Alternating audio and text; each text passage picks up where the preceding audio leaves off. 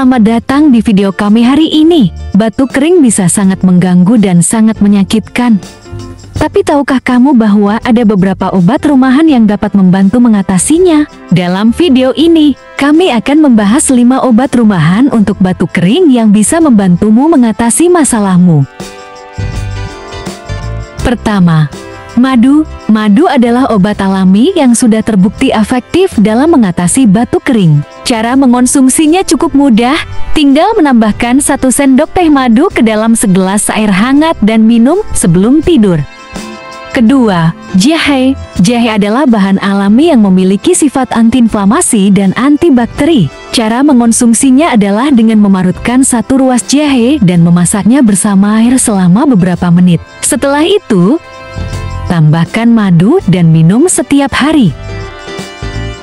Ketiga, lemon. Lemon memiliki sifat antivirus dan antiinflamasi yang membantu mempercepat proses penyembuhan. Cara mengonsumsinya adalah dengan menambahkan 1 sendok teh jus lemon ke dalam segelas air hangat dan minum setiap hari.